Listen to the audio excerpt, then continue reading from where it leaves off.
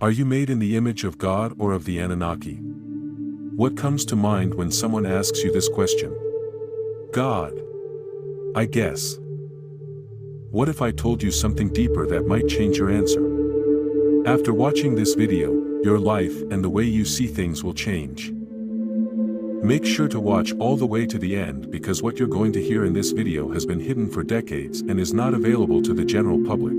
Prepare your mind for this information.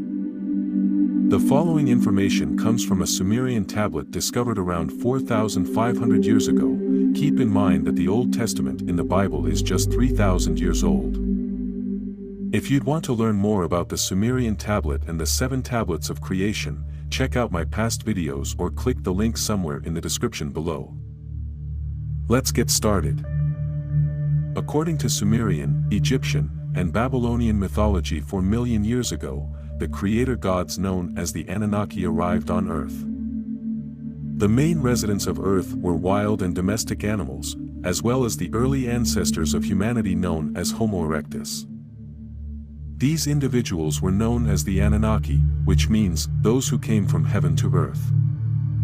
The Anunnaki came from a faraway planet called Nibiru, which enters our solar system every 3,600 years. Nibiru was depicted as being many times the diameter of Earth. According to the creation tablet, Nibiru's atmosphere began to deteriorate, and it became very harsh and hostile for life, and in order to restore it, the Anunnaki needed one very element in order to save their planet atmosphere, which is gold. There is proof that gold can be used to chill radiation, which explains why NASA uses gold for their space station. When the Anunnaki arrived on Earth, they were capable of living life, and they established a place called Eridu in the Eden. This Anunnaki did not arrive alone, they were accompanied by another alien species known as the Igigi. The Igigi were thought to be inferior, they worked for the Anunnaki by mining gold. As civilization developed, the Igigi believed they could defeat their masters. Nevertheless, their failure nearly wiped off their race, leaving the Anunnaki without a workforce. Anu, the ruler of Nibiru, commanded his sons Enki and Enlil to genetically design a new slave race to carry on the labor, so Enki taught of it and said to the other gods, "Let us make man in our image and likeness." Genesis chapter 1 verse 26. Enki and his sister took a sample of the Anunnaki and the Homo erectus they observed on the tree and genetically produced a slave intelligent enough to perform complex job. Many unique creatures were created, some were destroyed, until Enki used his sperm to genetically manipulate the female Homo erectus, and successfully mended his goal. And the result was a genetic hybrid between the Homo erectus and that of the Anunnaki himself, and this hybrid was named Homo sapien, the Adamu, in Hebrew, which means man. The Anunnaki sent Adamu to work in Eden someplace in Mesopotamia, creating Garden of Eden. Enki is the Earth Lord, whereas his brother Enlil was the deity of air, and their sister Isis was a nurse and astronaut. But there was something missing, a female Homo sapien. To duplicate Adamu, Isis implanted test tube hybrid zygotes from erectus eggs fertilized by Enki's sperm, producing Tiamat, a female hybrid. In Genesis chapter 1 verse 26-28, God created man in his own image, in the image of God, male and female he formed in them, Adamu and Tiamat. Adamu and Tiamat were reproduced in the Garden of Eden, but they couldn't reproduce in order to keep the workforce going. Enki and Isis, his sister, genetically removed their vital essence as a result of deep sleep between Adamu and Tiamat.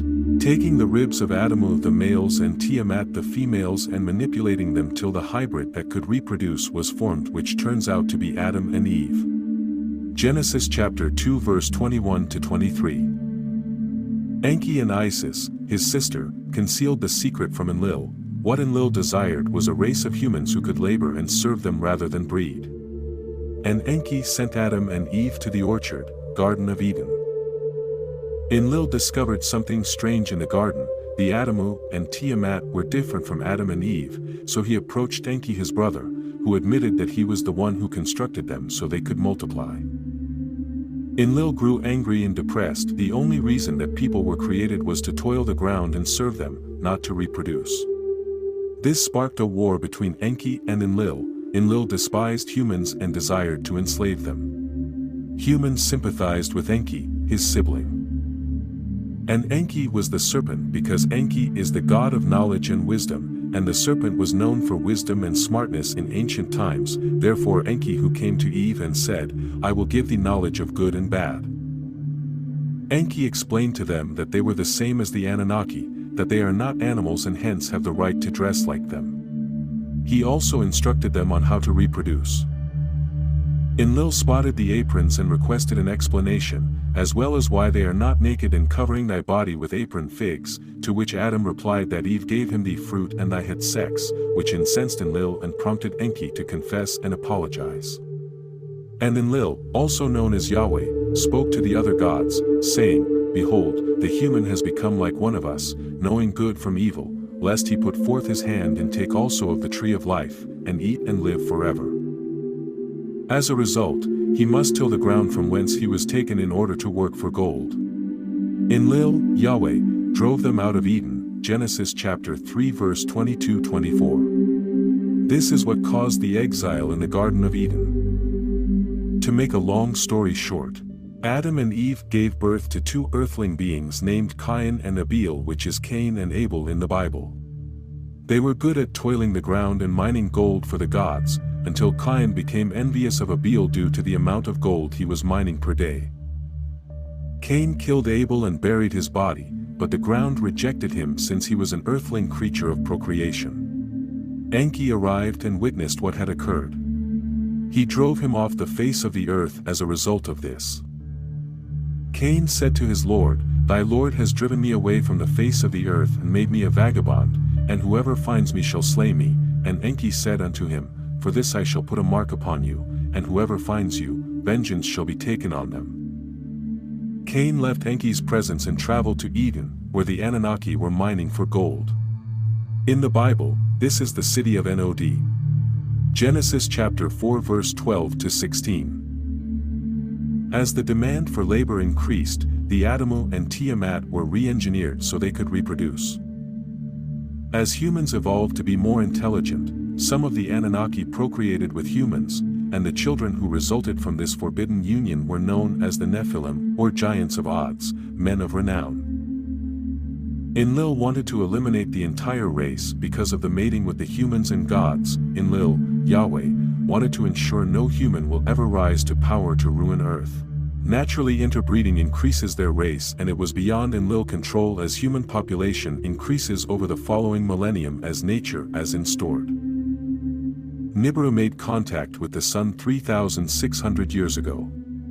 Nibiru is also known as the Destroyer, and the tablet states, "Men forget the days of the Destroyer, only the wise know where it went and that it shall return at the appointed time." Nibiru was engulfed in a raging blaze.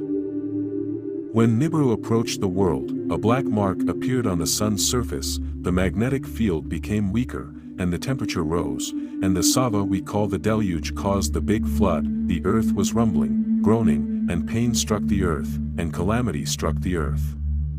Enlil, seeing the impending tragedy as an opportunity to destroy the earth of humanity he deemed unworthy, returned to Nibiru, but many Anunnaki chose to remain. It came to a time when the night trembled and there was devastation on the face of the earth. Enki, who felt sorrow for his creation after witnessing the calamity, directed the chosen ones to build a boat. Among the chosen ones was Zehusundra, also known as Noah in the Bible, and his family. A big flood began, sweeping the earth for 7 days, and heavy rain continued for 40 days.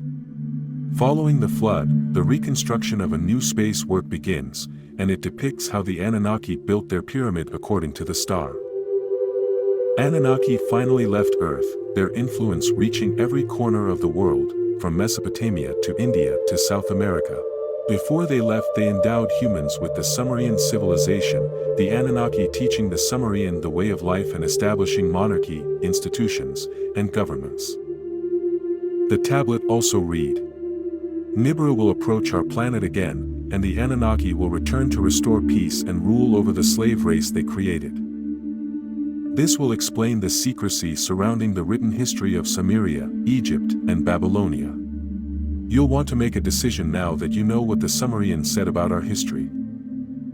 Planet Nibiru has been renamed Planet X. The Sumerian tablets date back 4,500 years. The Torah, or Old Testament in the Bible, is 3,313 years old. Nibiru is the heaven you're referring to. Yahweh is Enlil. So, what do you think? Are you God's image or an Anunnaki? Let me know in the comments section, and if you're still confused, watch one of my videos titled, "Who are the Anunnaki? Are they God of the Bible?" See you there.